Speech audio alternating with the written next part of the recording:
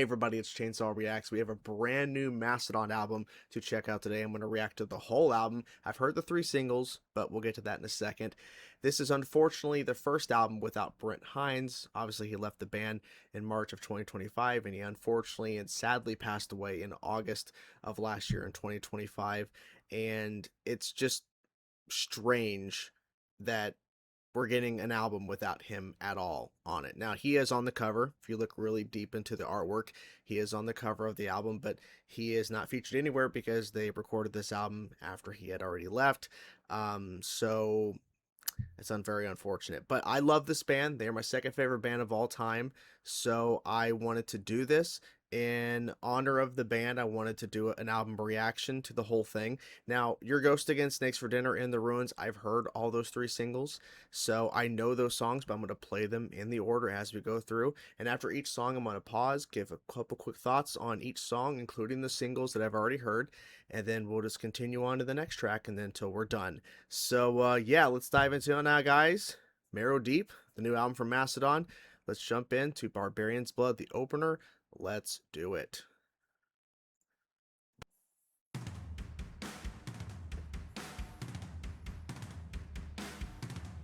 Okay.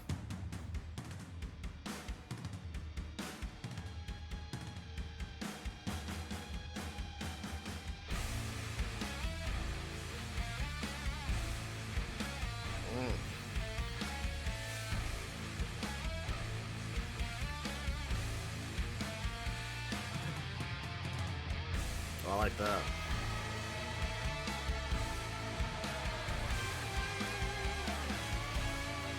Wow. The layers.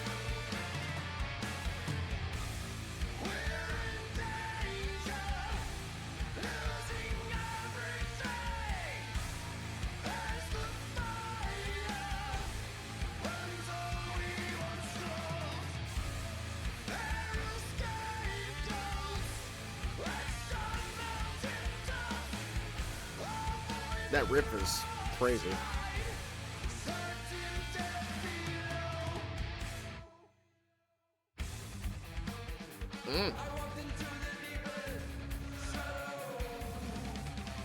Okay.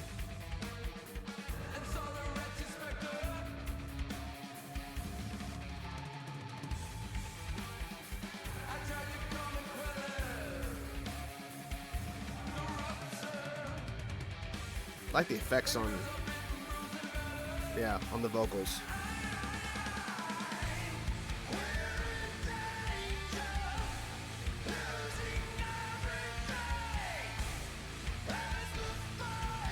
That's catchy.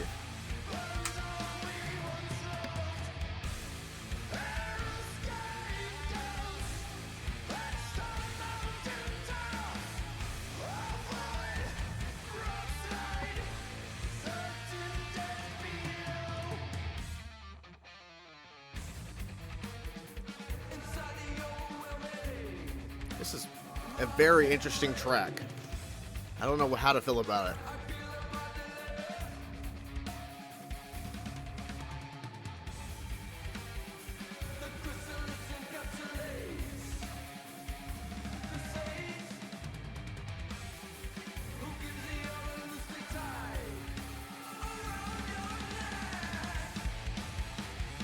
Oh. Oh shit.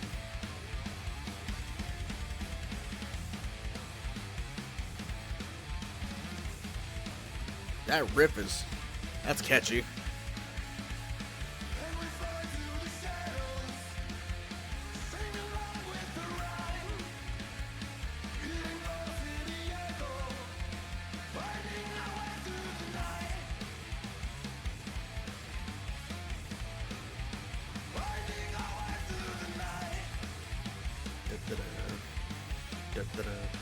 I like the start of it.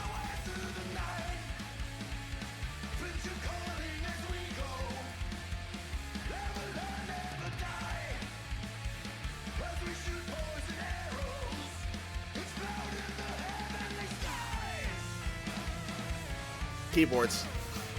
Okay.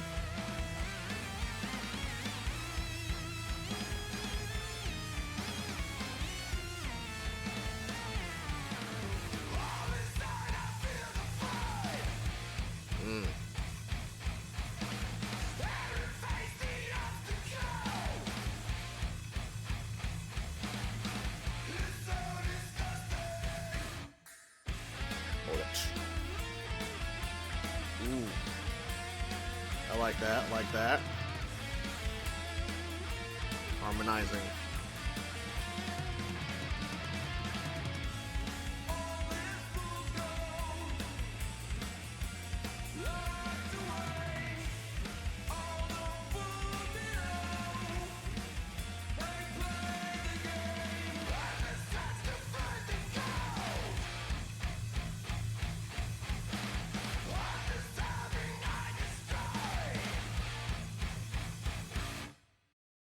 Okay, Barbarians Blood. Um, I'm not sure how I feel about it. I mean, there's some good parts, some really catchy parts. I like the harmonizing bit towards the end with the guitars. Uh, the keyboard section that came in for a small bit that was pretty cool. It felt like the transition from the first kind of opening riff, and it's just like a stop, and all of a sudden it jumps to the next part. I don't know, it just feels like there could have been a better way to transition from that first part to open the song to the next part, because like it just stops. So I'm not really sure. Like I feel like there's just a couple of parts I'm not really feeling, like I'm not hating, I'm just not sure.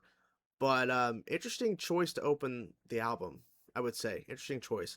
Um okay, okay. Yeah, I'll have to listen to it a couple more times to get a feel for it, because I'm not like gravitating immediately towards it like some other songs that I've heard for the first time from this band that I immediately go, yes, this is what I'm talking about. Okay, okay. Poisonous Weapons. Let's do it. And I felt so fucking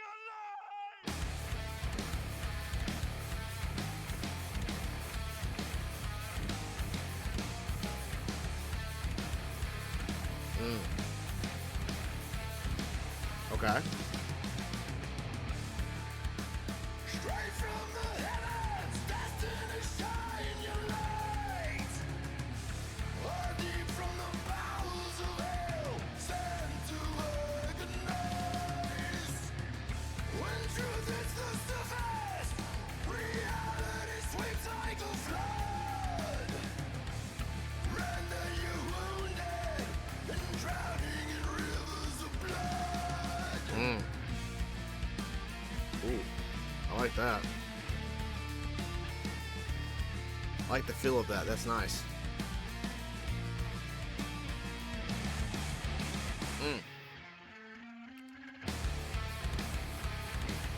I can't relate. Your failure's all not my fault.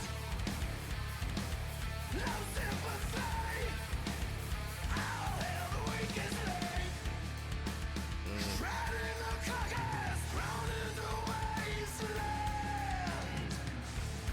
Piling I like how the riff just holds. there's no blood on my hands. The ending will hit you like the coldest winter chill. The story is final when the killer is revealed. Bass.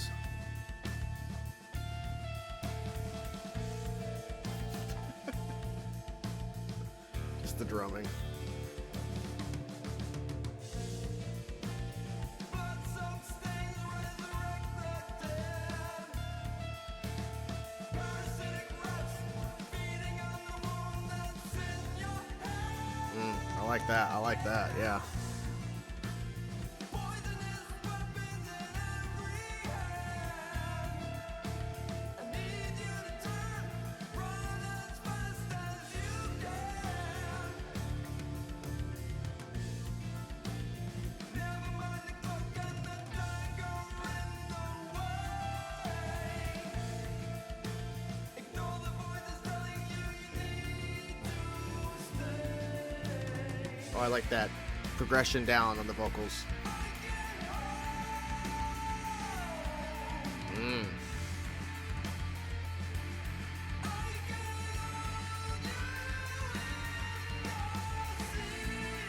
I'm really liking this pullback section.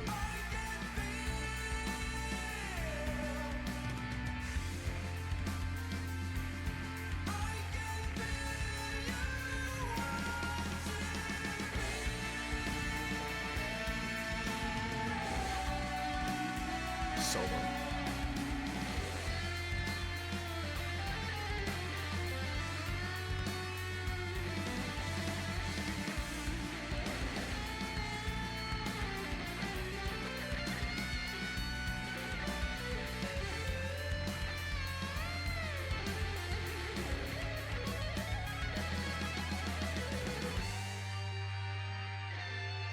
Okay.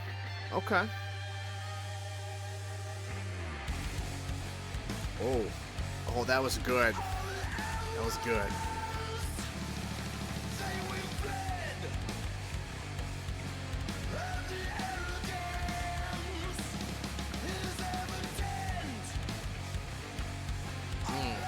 That's heavy.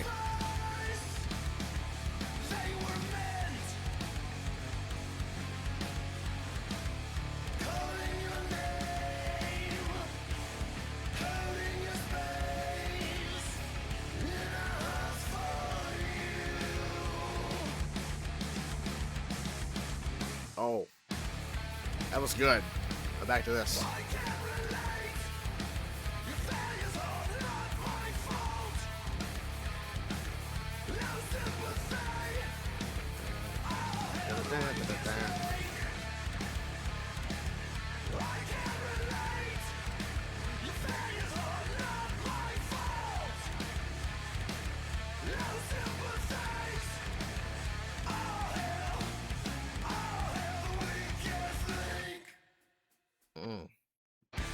Oh, there was another part there. I don't know why it's only highlighting this. It should be highlighting all of it. I'll just refresh the page 1 second. Okay, so Poisonous Weapons. I like that track like more than the opening Barbarians Blood. I love the pulled back section. Bronze vocals were definitely pretty solid there. I like how he was, especially like going down in the range of his vocals, like the notes, he's going down.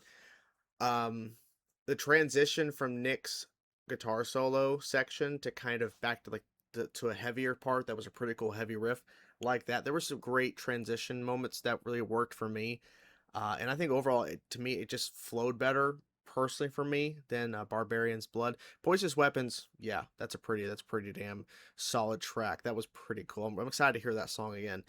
So now we're getting to their first single, Your Ghost Again. Obviously, it was the first single released to promote they were coming out with new music. They had not announced the album at this point until Snakes for Dinner came out, but yeah, Your Ghost Again.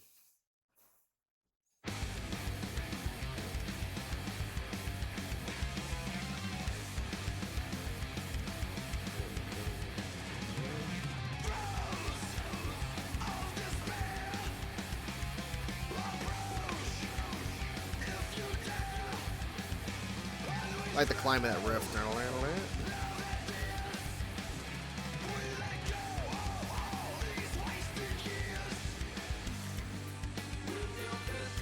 The haunting. The hauntingness sound of it.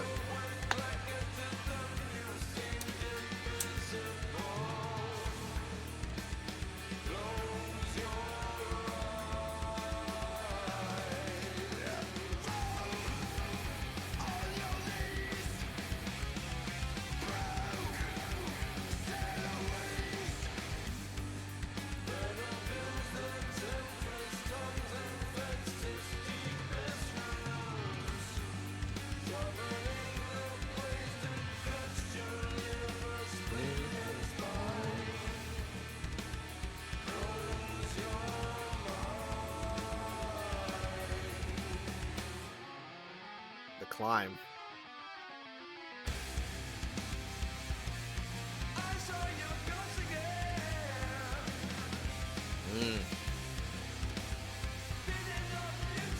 Makes sense why this was the first single, obviously, about Brent. So, just made sense.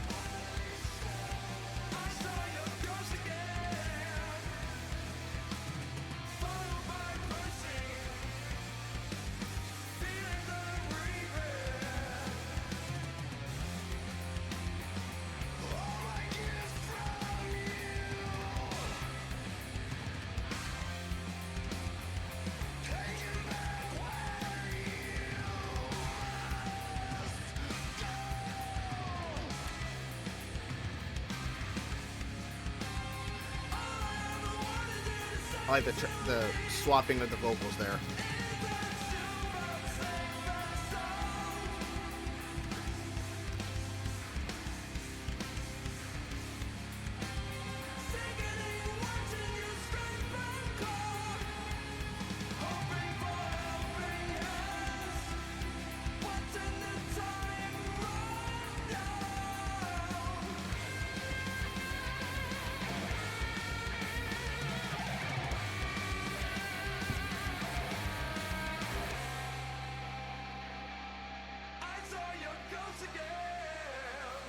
Almost missed it.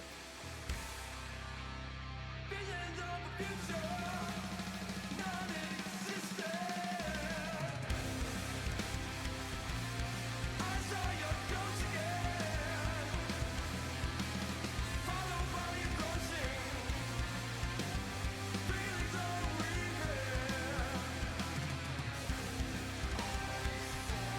I saw your ghost again,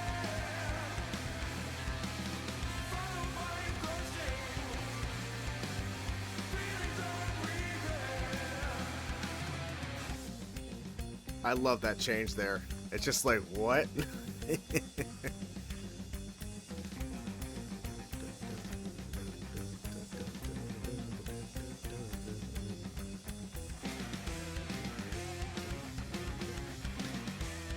Such a cool section.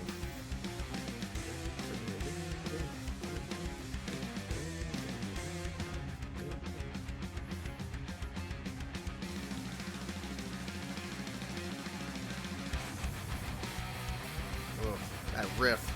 Can't get over that.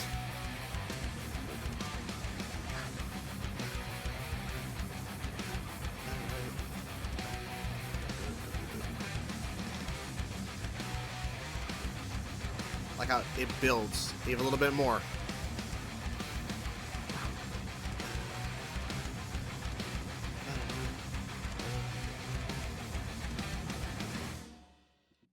Your Ghost Again. It still a great track. It makes sense why they had it as the first single because it was about Brent. Um, the little tiny solo part, I was expecting something a little bit more when I first heard the track. I'm like, really, that's it? That's all the lead part we really get in the song.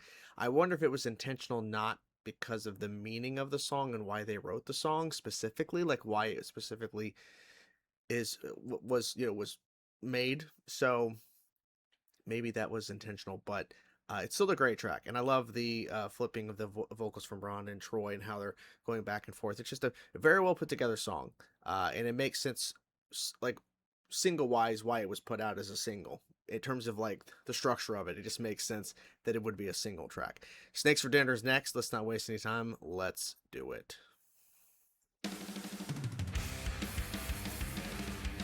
Favorite of the three singles.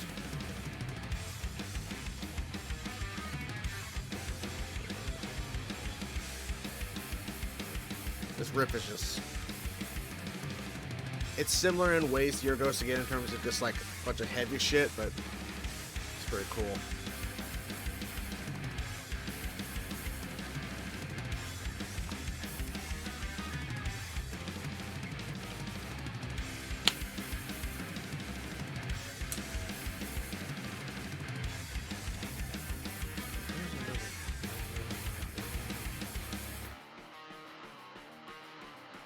At first I was like, what's happening here at this part?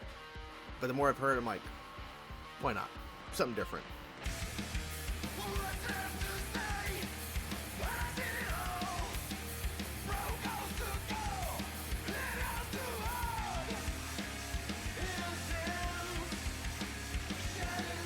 I like the switch between how he's doing the vocals at this part, like how he's singing it.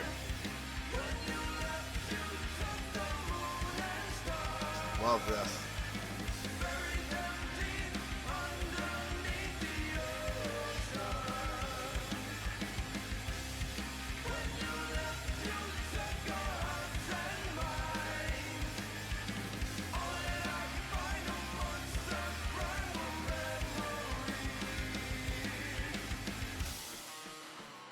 Back to it.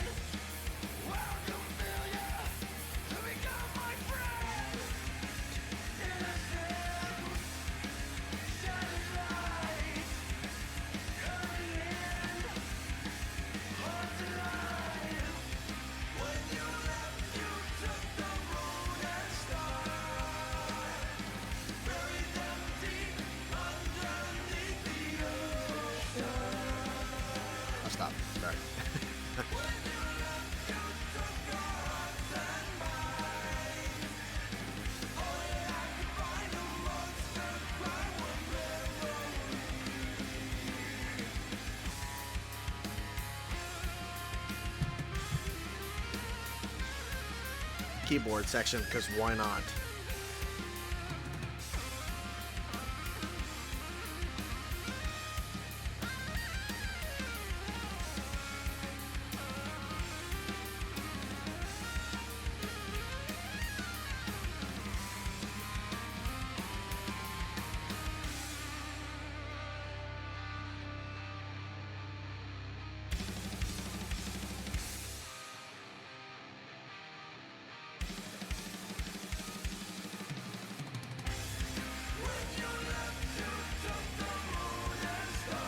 I was just verifying the name of Queen of the Stone Age vocalist. I forgot. I think it's Josh. I thought it was, but I wanted to verify.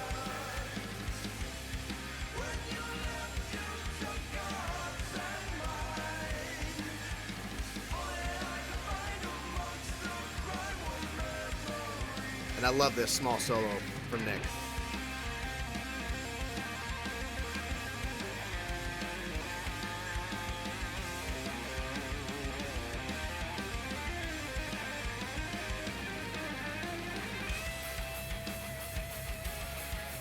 Great transition, and I love this part so much.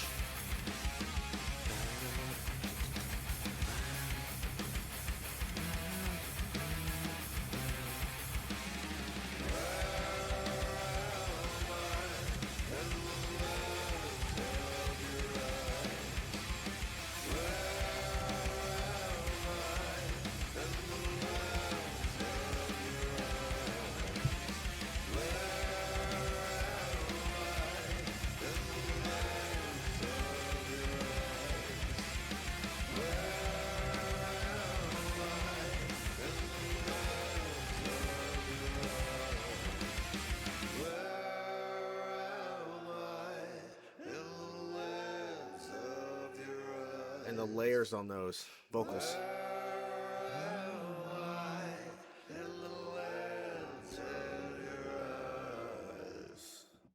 Yes, awesome. Love that. Yeah, so Josh, of course, Queens of Stone Age at the end there. Love that part so much. The music video is trippy as hell, as expected. I'm going to mention this as something that happened the first time I listened to this song. I was at work. I was listening to it through Apple Music here. And when I heard Nick's guitar solo, I was just focused on work. I was hearing the song, I was listening, but I was also trying to get my work done and actually working.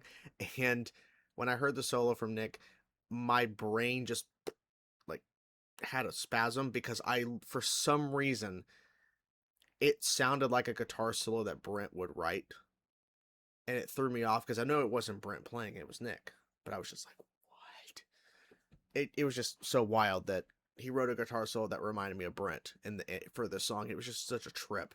But yeah, very good track. Really good songs next to it. I really hope they play this live because I don't think they've only played Your Ghost Again because they haven't toured since that they put out Your Ghost Again and played that obviously for every single show. But they're going to go on tour soon, so we're going to hear a number of these tracks live. But yeah, so Next for Dinner, good stuff. Next up is a new can't even talk. It's after midnight. I'm tired.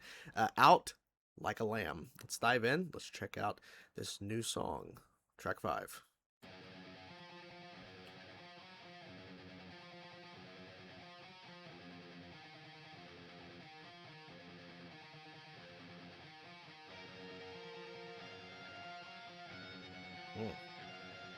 Okay.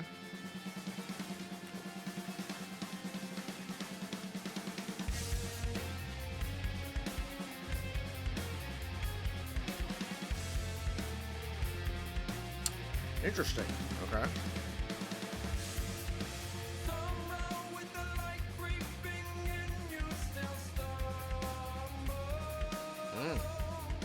His vocals.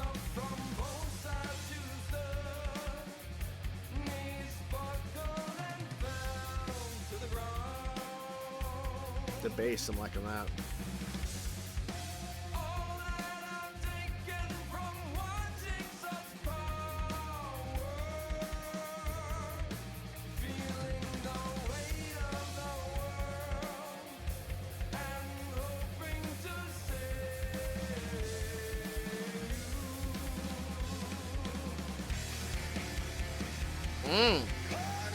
Ooh.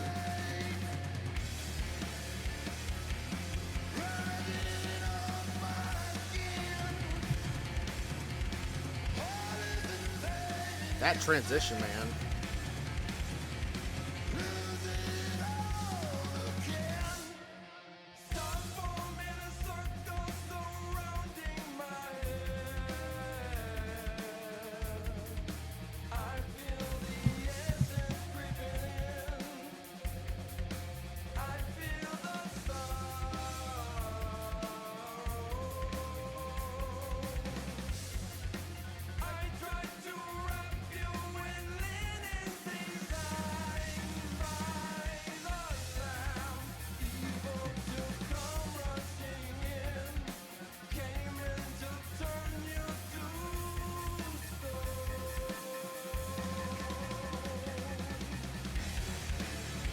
Mm.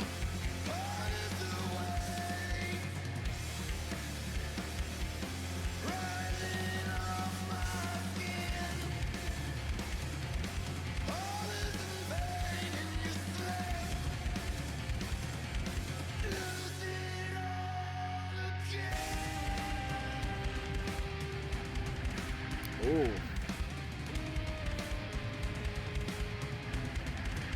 I'm liking the feel of this song, man.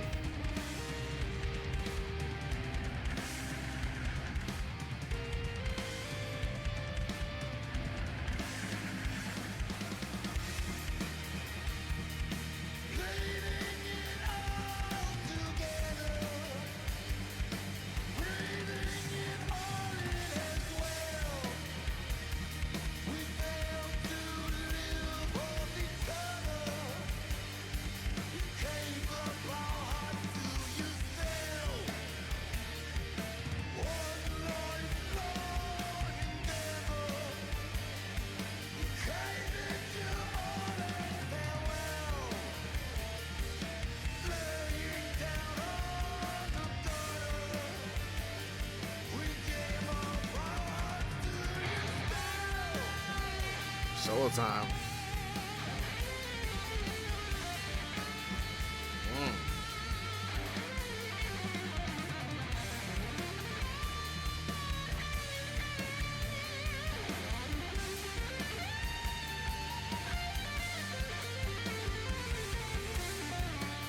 Ooh, that's nice.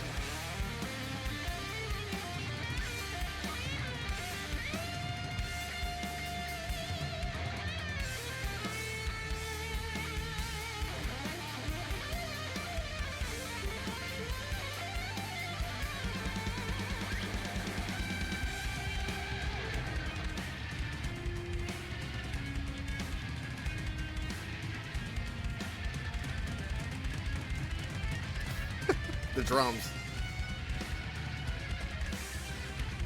Crazy keyboards.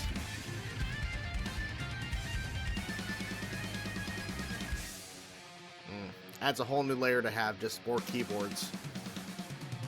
There's something different.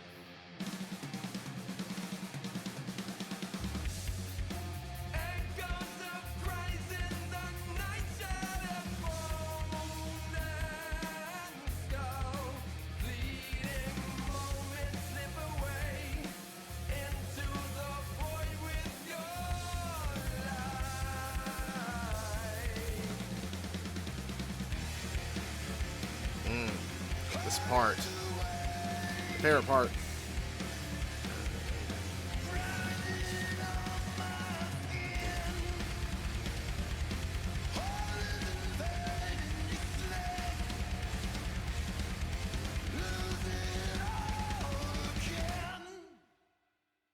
Okay. Yeah.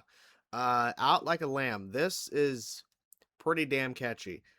Nick's guitar solo, great. Keyboard craziness was pretty fun. Um, you can definitely feel like certain like sections of this song. The vibe is like hushed and grim. Obviously, their last album, which was a double album, which is still crazy to think they did a double album. But yeah, I definitely feel the vibes of hushed and grim a little bit. Obviously, this album is like a blend so far of like all their albums in different ways. But yeah, this is definitely a very catchy track. I really am digging this, like Poisonous Weapons. So yeah, so far, Poisonous Weapons, Out Like a Lamb, pretty cool. Barbarians Blood, like, you know, I'm not like hating. I'm just kind of, I don't know. Like I said, it'd be a thing where I have to re-listen to all these songs, really, all the new ones. So we have the final single, In the Ruins. Like I said, well, maybe I forgot to mention this because I was trying to record multiple intros. I'm exhausted, so I was, you know, fumbling my words. But In the Ruins, I've heard maybe twice in its entirety. I might have heard it a third time a couple days ago. Can't remember. But I've heard this one the least in terms of the singles. And after this, of course, the rest of the back half of the album will be all brand new. In the Ruins.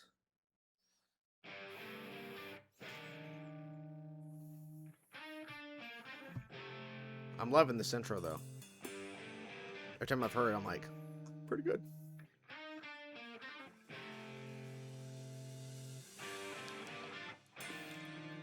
Curious, we're gonna hear stuff like this in the back half of the album. Oh no.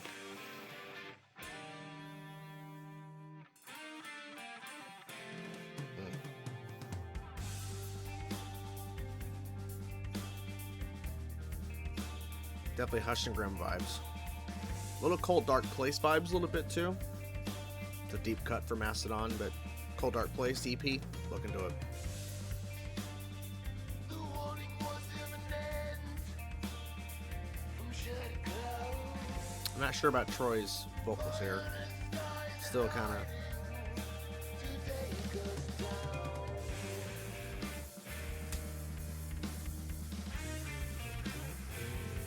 Like the. The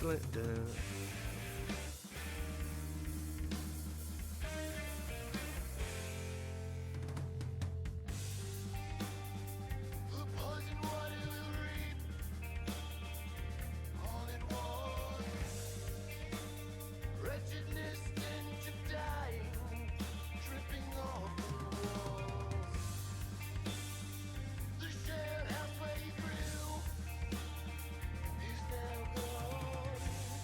What was here is filled with dread, ever-changing form.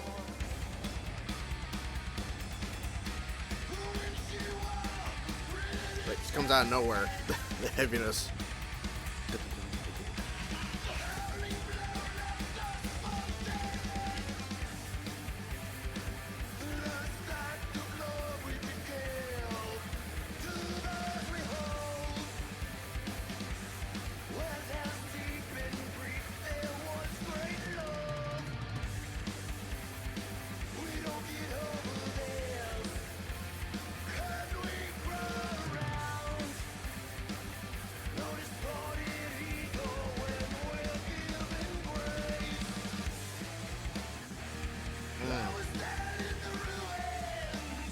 I like how they heavy that riff here.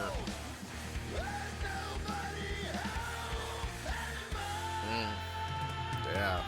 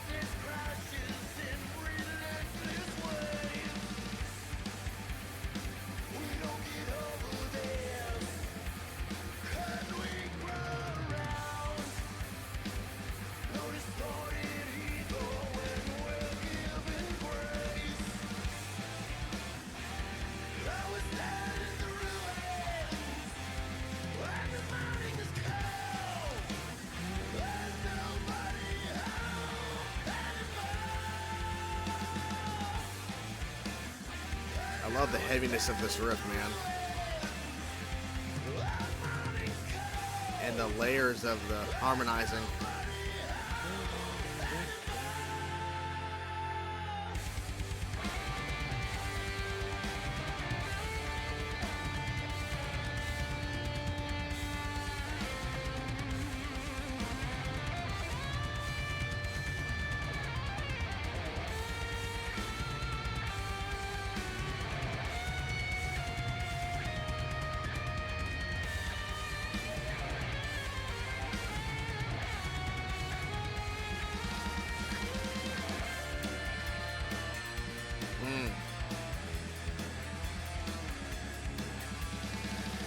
like a version of the opening riff and the heavy riff, but slightly changed.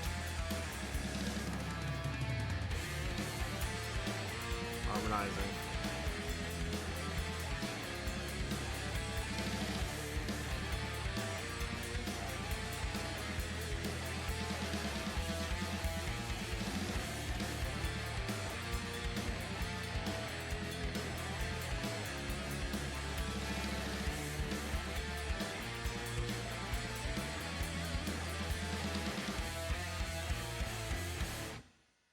Kind of an abrupt ending. I think yeah, that's it. Yeah, so I want to make sure. Yeah. So In the Ruins. So it is Mastodon's ballad, I guess, in terms of the singles, if you want to say that, even though half of it is heavy.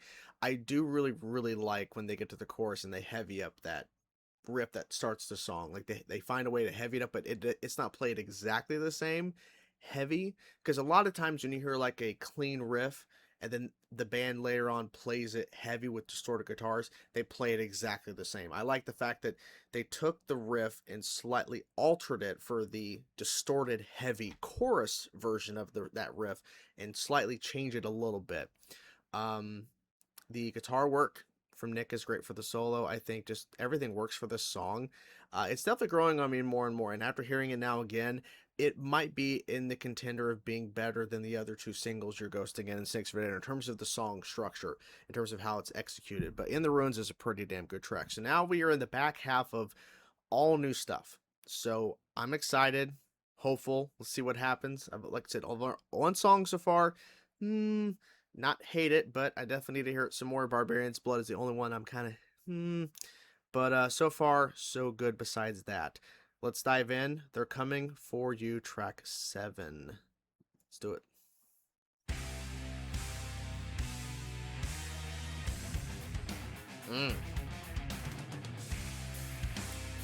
Oh, I like that. I like the climb kind of riff, but then this. Ooh.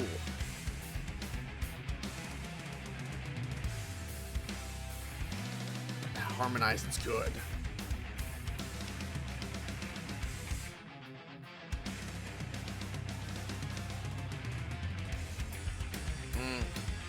That's good, man. God.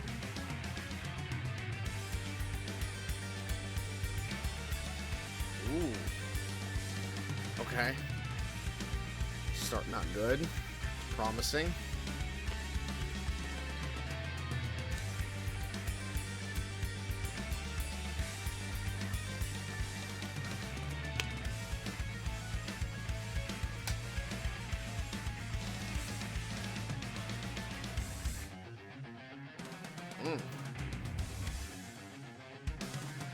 I'm hearing the keyboard.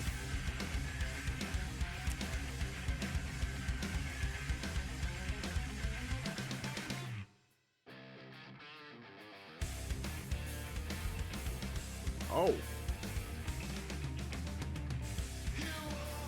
Let's say, is this an instrumental?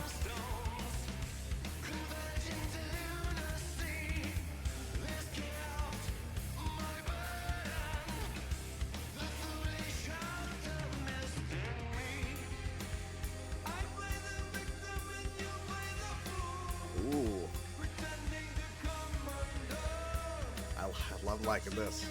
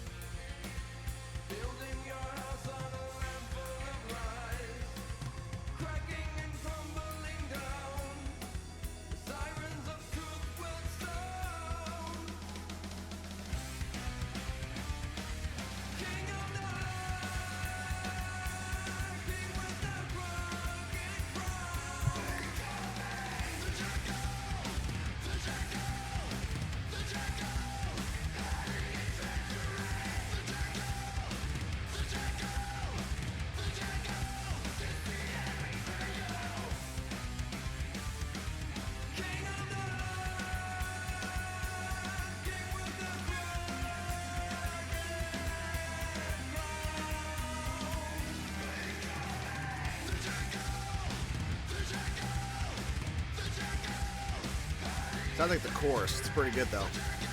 Feels like it is.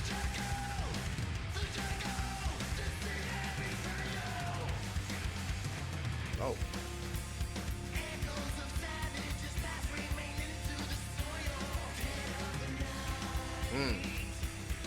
Okay.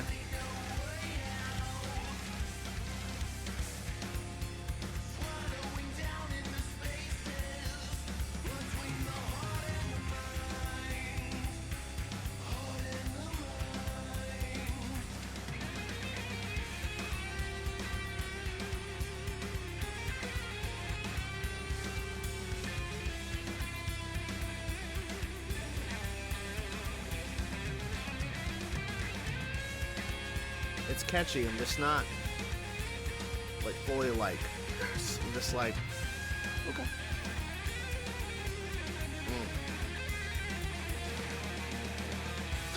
That was good.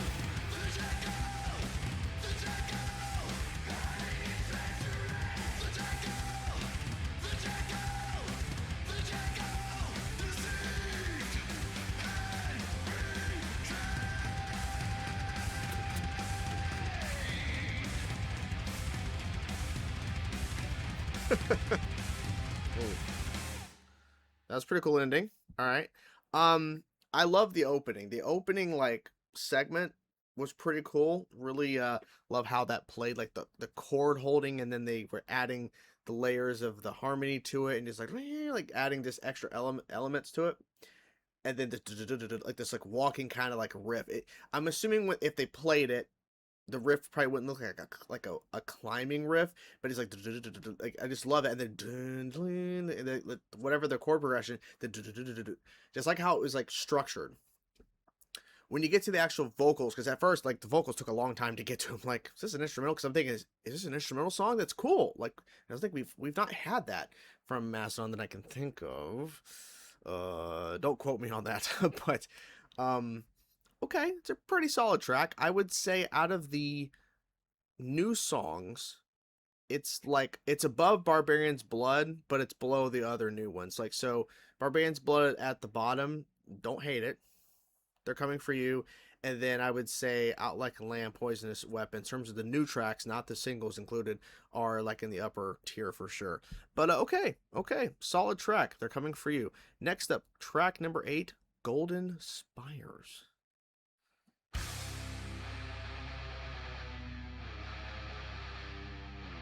Ooh.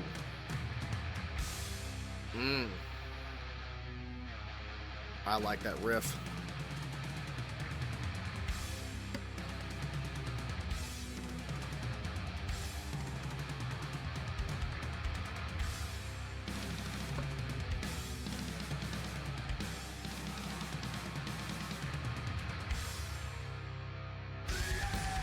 Oh, okay.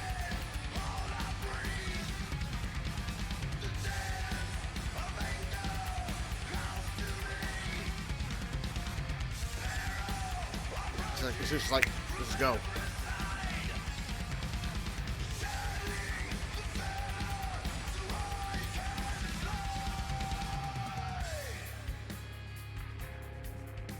Okay. Look at the bass in that. That's nice.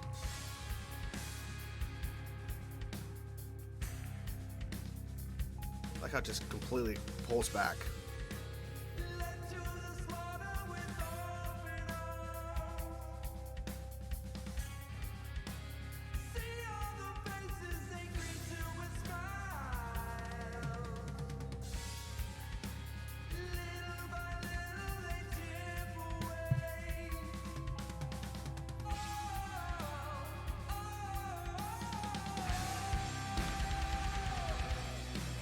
See, I'm liking this heaviness.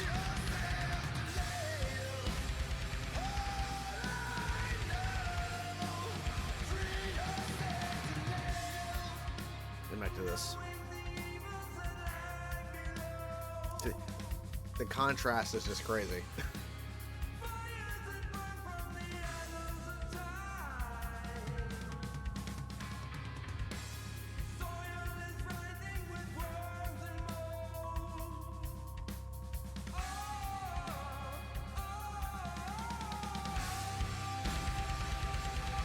I like that. The way he kept holding the note as it switched back to this.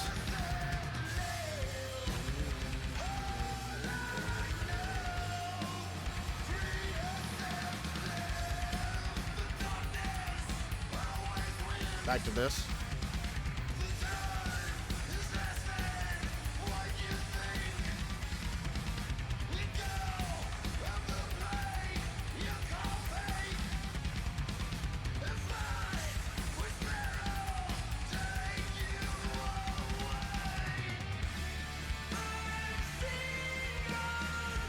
Well, that's good. Hit them high notes.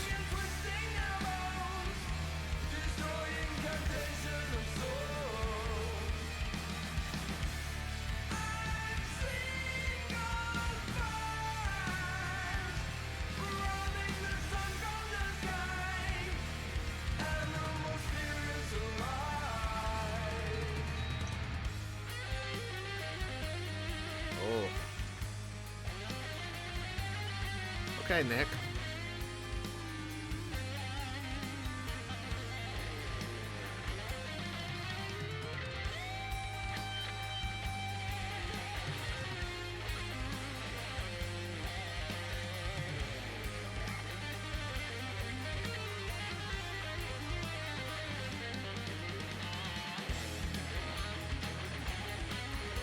Nice transition.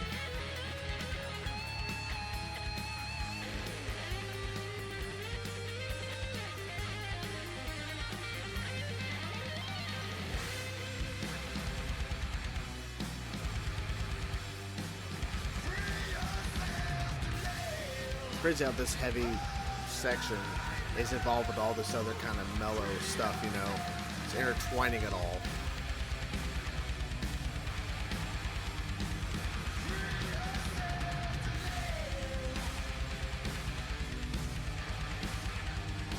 Ooh, the harmonizing on that riff.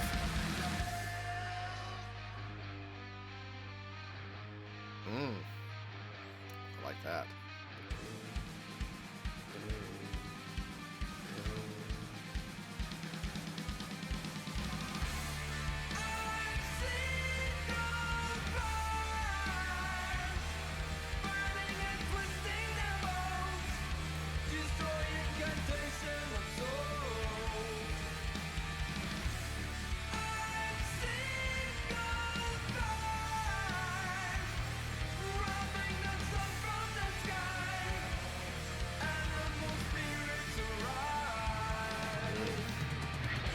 Ron's doing great on this song, vocally. Ooh, back again. Oh.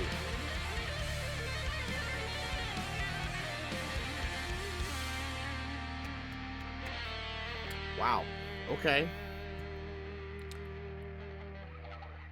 That's an ending. Was not expecting that ending at all, but okay. Pretty cool shit. Can't complain too much. Sorry. Yeah, I'm getting really tired. Love the Nick guitar solo and then that little section at the end there. The opening heaviness of that riff, I would have never expected that. Oh, Mastodon's going to pull it back quite a bit in this song in sections, and they're going to intertwine both of these parts in terms of like this the more pulled back light guitar work, not really a distortion. And we're going to have this really heavy distorted riff that's really good. And it's really catchy. Like, just love how the pattern of it and the structure of it.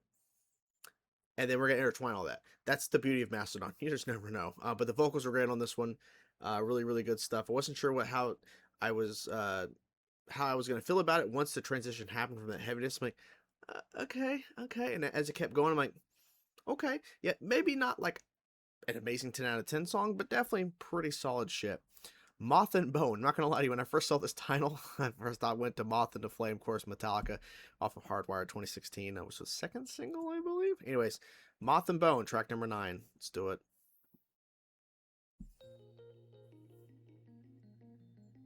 What?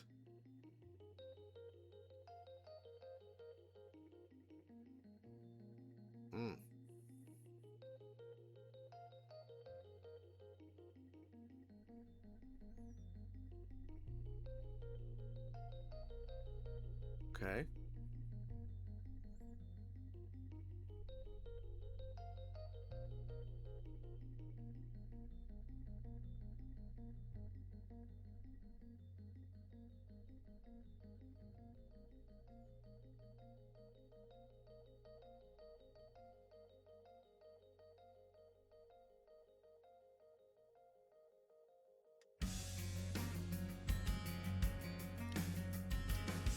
Whoa.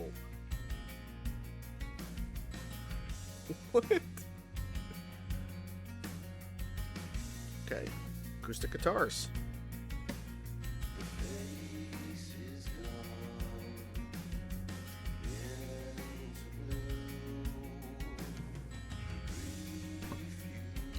Okay.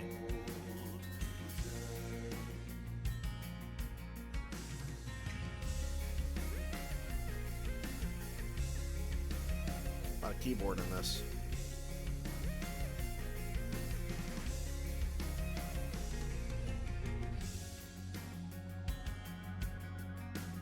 Yeah, this is not expected.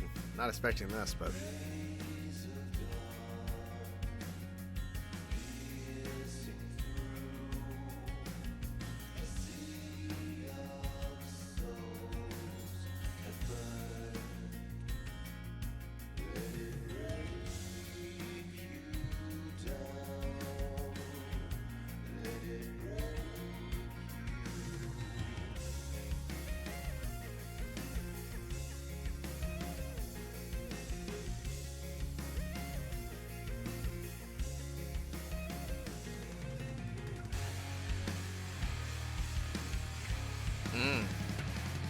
okay.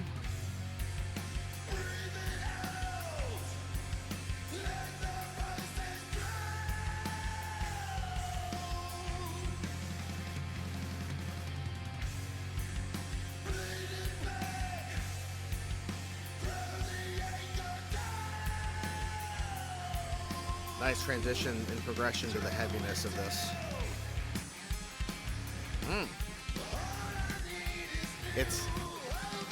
It's the heaviness. It's the heavy riff of the acoustic. Kinda. Yeah, that is.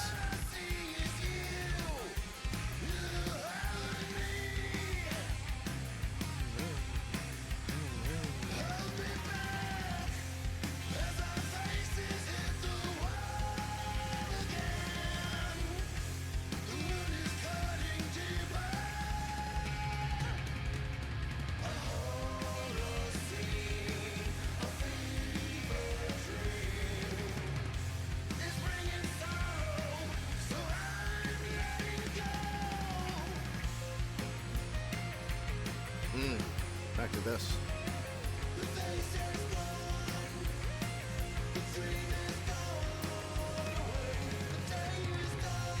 I like that vocally here.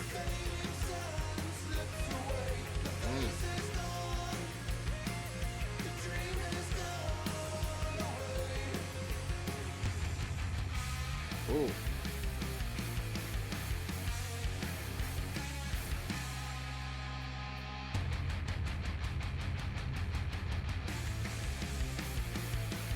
Okay.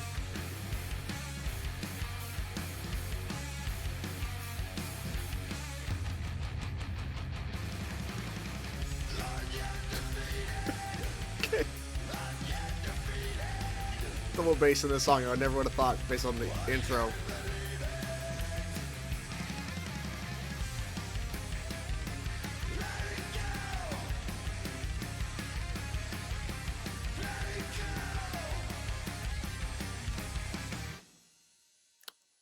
Okay, so there is Moth and Bone. I would never have guessed based on how the song starts, especially with this keyboard kind of trippy sound, and then you have the song actually kick in with acoustic guitars, but they progressed in a nice way to get to some heaviness, playing that riff at a certain point for the acoustic guitar riff, playing it as a distorted riff, and then getting to the end where we're double bass playing and just going crazy at the end. Okay. I'm like, oh, this is different, right? Feels like a ballad-esque kind of thing, and it was, but then it got heavy. They just progressed and got heavy. So yeah, this definitely was a trip for sure. Moth and Bone definitely threw me for a whirl. Then again, that's the beauty of music. You just never know. And especially with coming to Mastodon, you just never know what you're going to get in terms of a song, especially on this album, which has been surprising because I think they might go in this direction. They're going to go in this direction. So there you go. A Vampire's Demeanor. Now, I did look on Wikipedia because it doesn't say here. This is featuring Nate Newton. I'm not sure who that is. Sorry. And Randy Blythe, of course, from Lamb of Gods. I'm curious how that's going to play out on this track. So, A Vampire's Demeanor. Let's do it. Yeah, hit the button there. Here we go.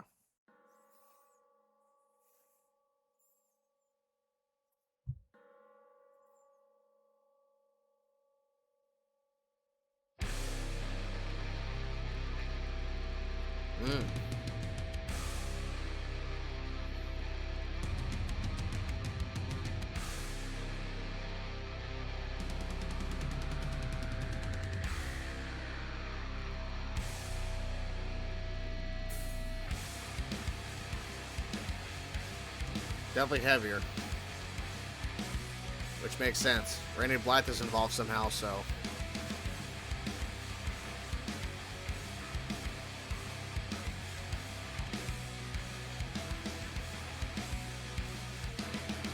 Running circles, oh, it used to be.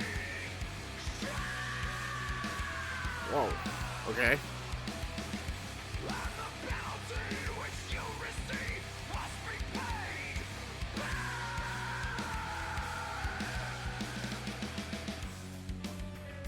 Undermine, crossing lines, all you wanted. Dancing in denial. Celebrate all the praise so iconic. Follow me where I go. Old guard is gone. We're building up to something. I can feel it. Pulling your pride out. Only when it suits you.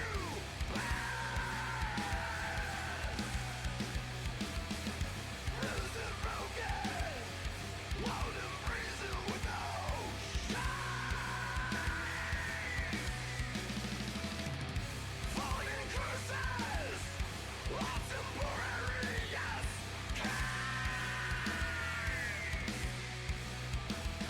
I saw you crumble like an avalanche, screaming at the Just screaming, man. Going back to old Mastodon.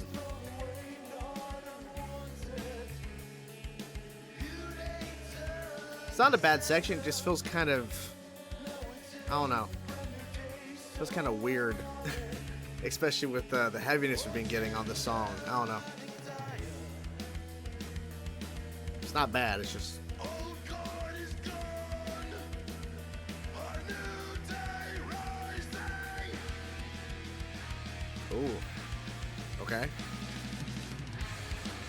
Still dreaming of what we shared. Can you take me there? Can you take us there? I like that riff.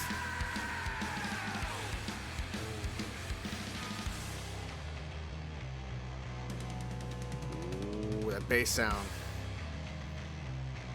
Oh, that's good.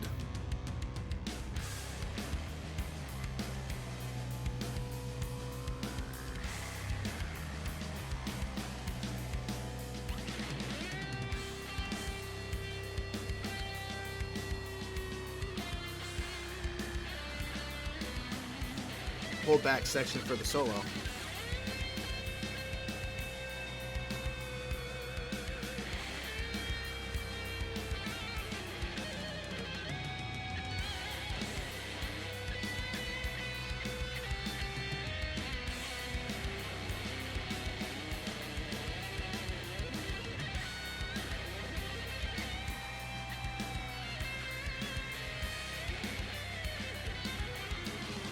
Pretty solid, yeah.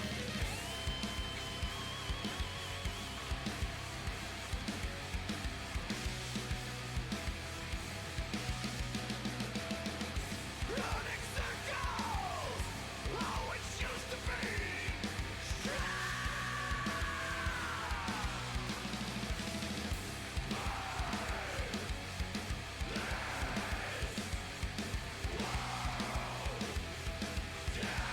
That has to be Randy, I'm guessing. Yeah.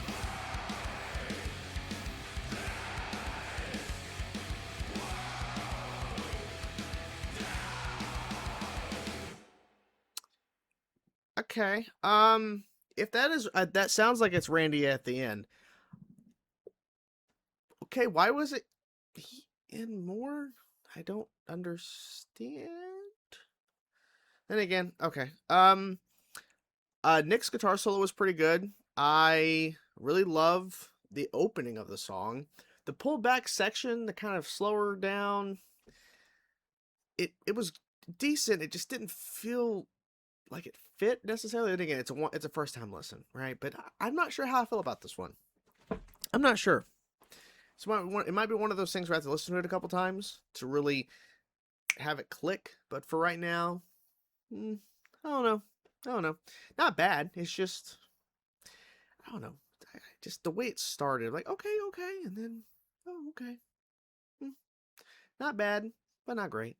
Okay. So, not every song I'm going to love at the first go through. Okay. The Vanishing. Now, this one on track listing, Geezer Butler and Joe Duplanter. Now, Geezer Butler, of course, the legend, godfather of bass guitar on metal. Of course, Black Sabbath is on this song somewhere, so we're going to find out. The Vanishing, track 11. We're almost done. Let's do it.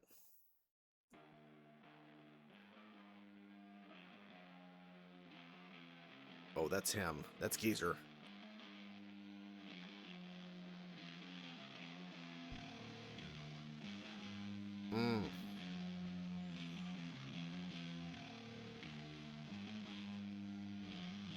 Oh, yeah.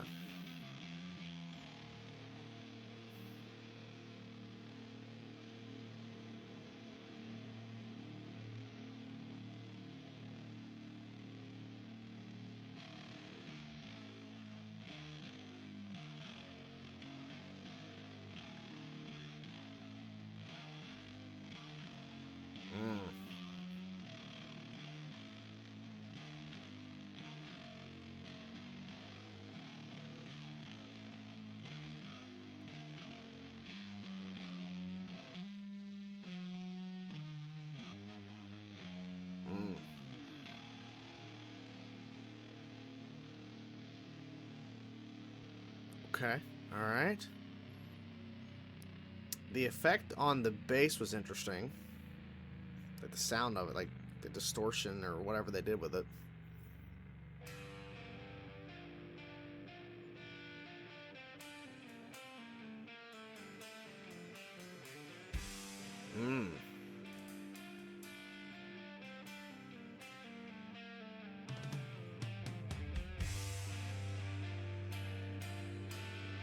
Reminds me of In the Ruins a little bit, the intro.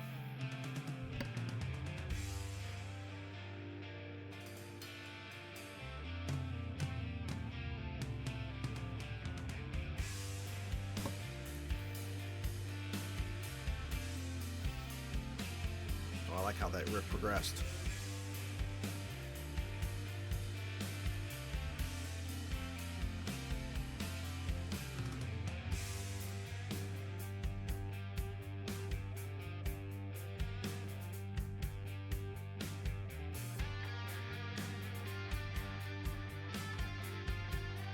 I'm liking the vibe of this. Really digging this so far.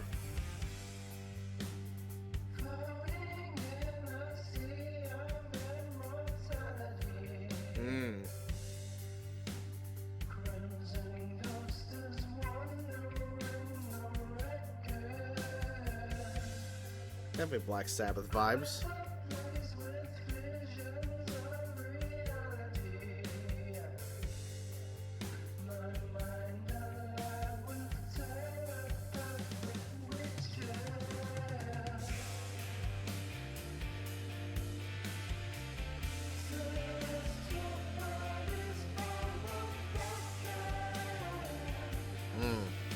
Wow. Okay.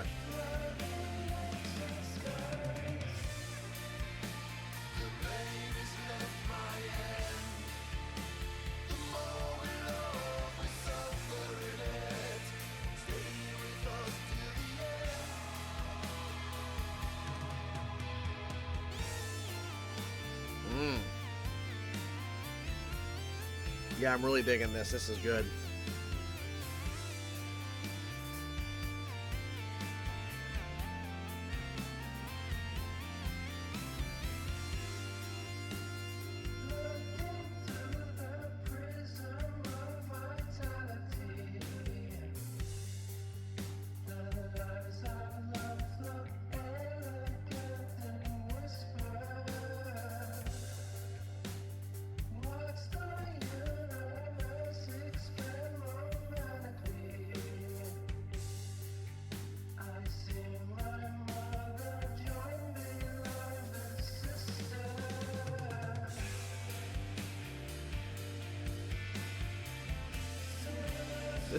This is great. I'm really digging this.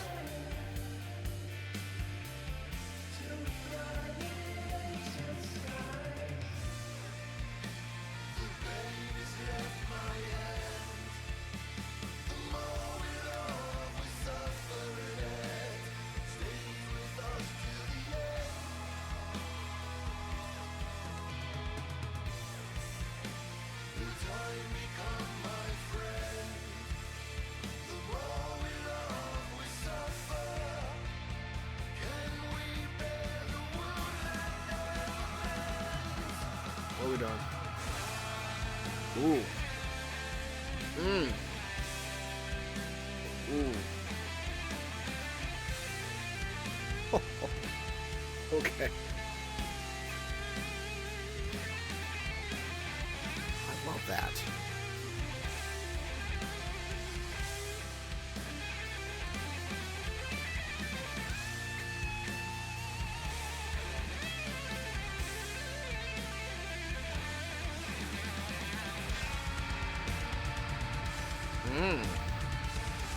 Okay.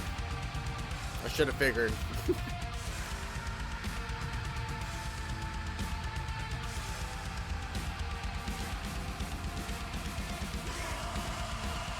Ooh.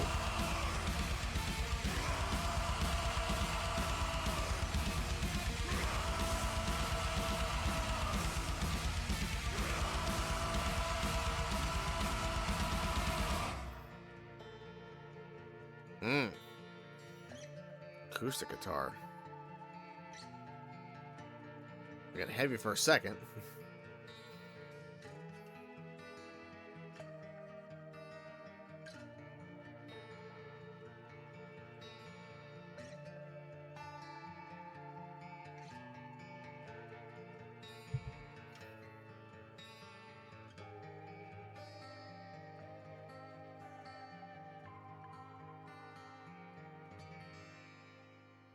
Okay.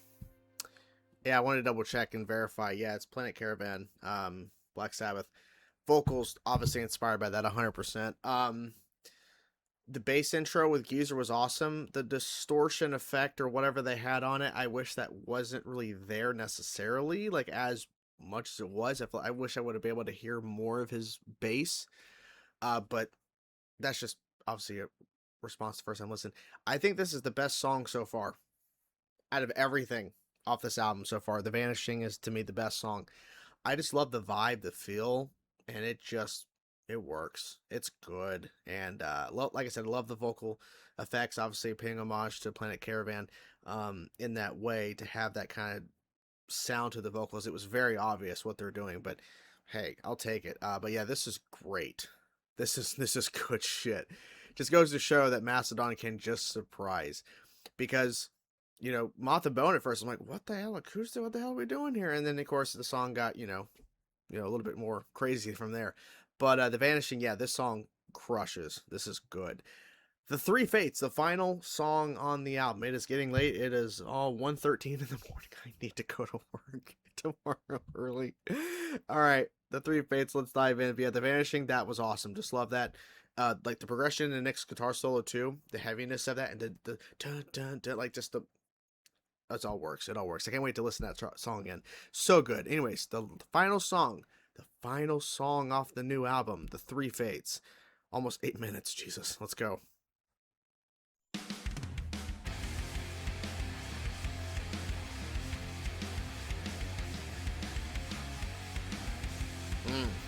Okay.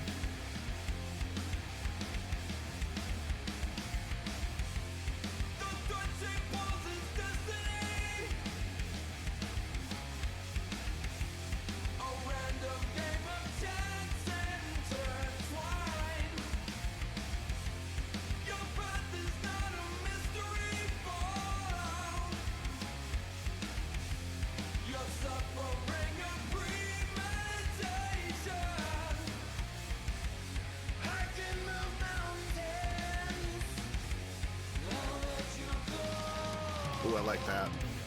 Vocally.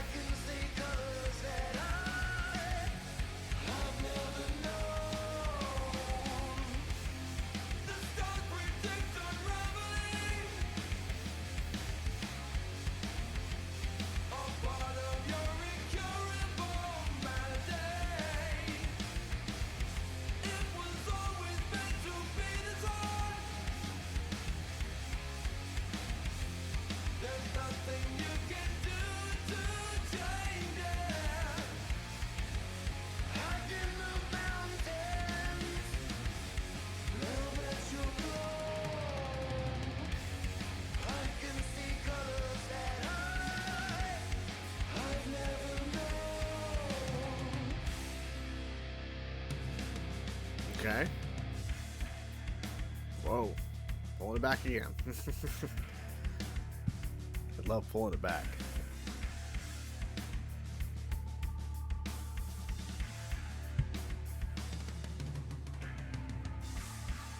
This curse that reveals itself over time. Okay. It slithers across the floor at a snail's pace. Its victims cannot tell they're being woven into the ground. Who is this? Slowly but surely, every brick, every stone Neil stacked Fallon. against you. Another card's turn. That changed the riff. Another domino falls. A bolt of lightning from the sky! The future's past and present lies. The hand of death and doom! The guide!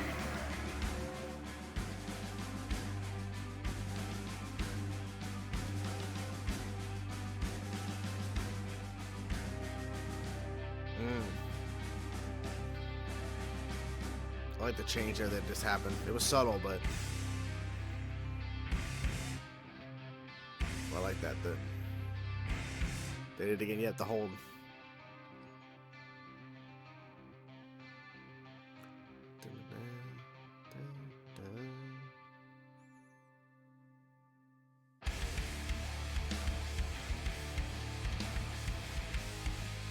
Okay, back to this riff.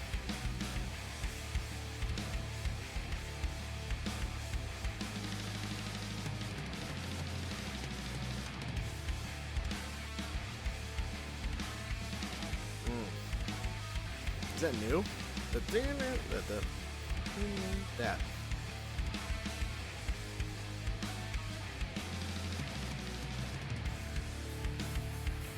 Rolling it back again. Weren't on that riff for long.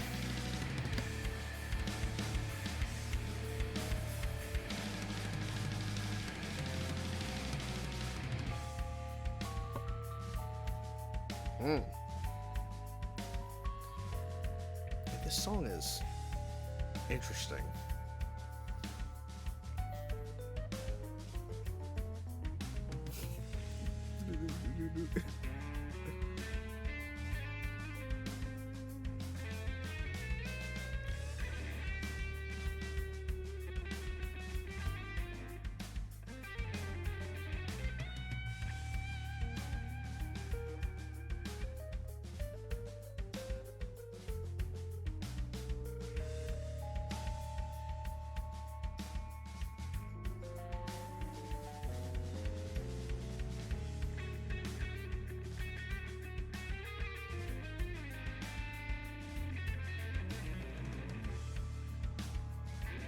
It's like a jam session, kinda.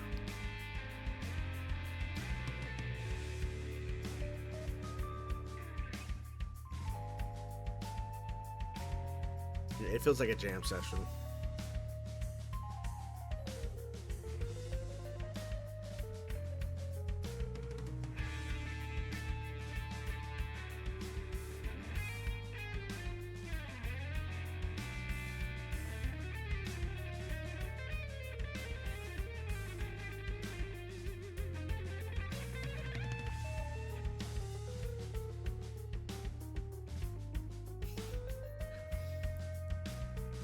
I'm just trying to understand what the hell we're doing here.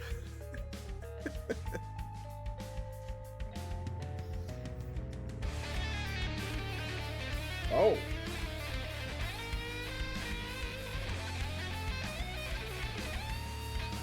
All right, Nick.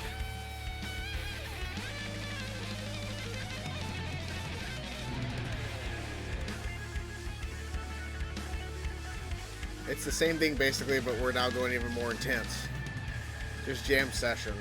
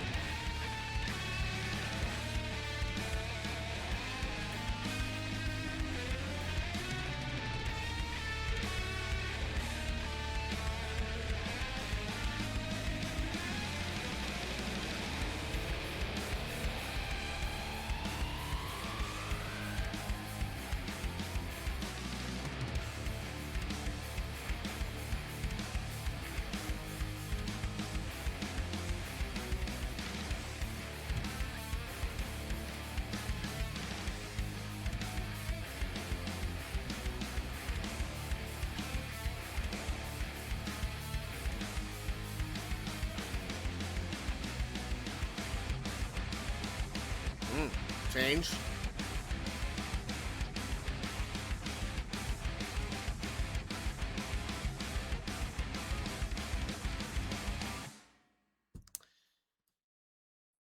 Okay, so there is the entirety of Marrow Deep. Before we dive into just overall quick thoughts about the whole record, the three fates.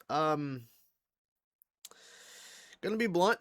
Gonna be honest. I don't know what the hell they were thinking with this, because a jam session where just have Nick, and I forget how to pronounce the keyboardist's name, so apologies. But basically, having a guitar solo and a keyboard solo and a keyboard section, a guitar section, going back and forth for like 4 to 5 minutes, it wasn't necessary. To me, the Vanishing, I think, would have been a better closing track, and they could have easily cut out a big portion of the three fates in terms of its length. Because this definitely didn't. Because I'm seeing that runtime 7 minutes 47 seconds. Oh shit. Okay, here we go. No, not for me. It's not a bad song. I don't think I'm ever gonna listen to it again. That's right. I have no desire to listen to that again.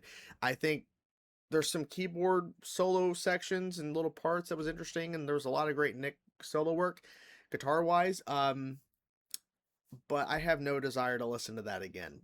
Nothing against them. You know, they clearly had a vision. They wanted this song to close out the album, whatever that decision is. But for me, no. But yeah, so that's the entirety of Marrow Deep. I would say out of 10, it's hard to rate an album when I just listened to it all for the first time.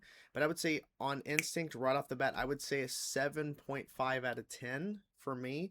To go down the line real fast, we'll go in order. Barbarians Blood.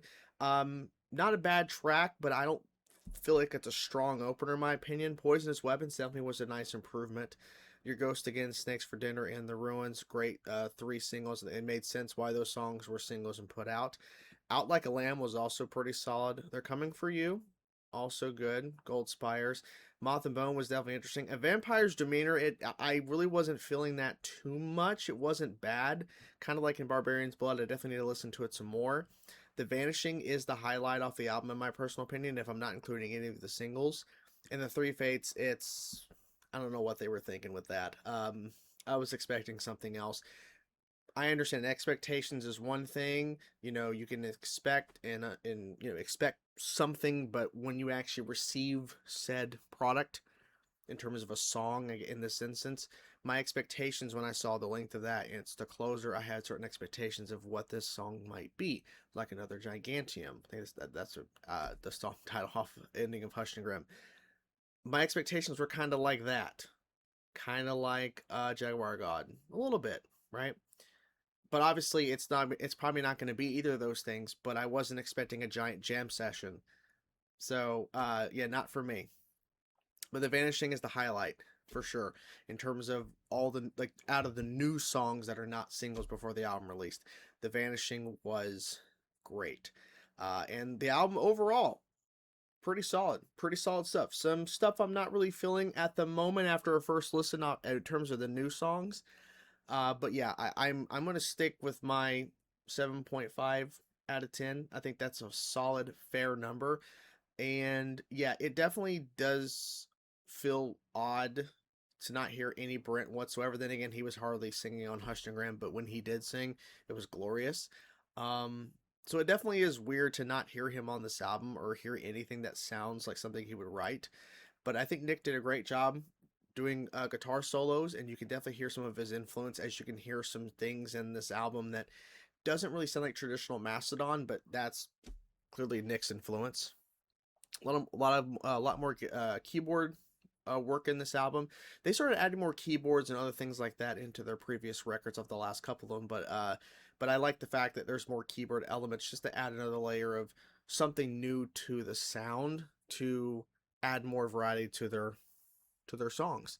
You know, just to kind of keep adding new ideas, right? Like adding a new take, or you know what I'm saying? I don't know, it's kind of rambling. But yeah, so overall, 7.5 out of 10. What did you guys think of the entirety of Marrow Deep by Mastodon, the new album? Let me know your thoughts in the comments below. Hope you guys enjoyed my reaction, and I will talk to you guys soon. Peace out.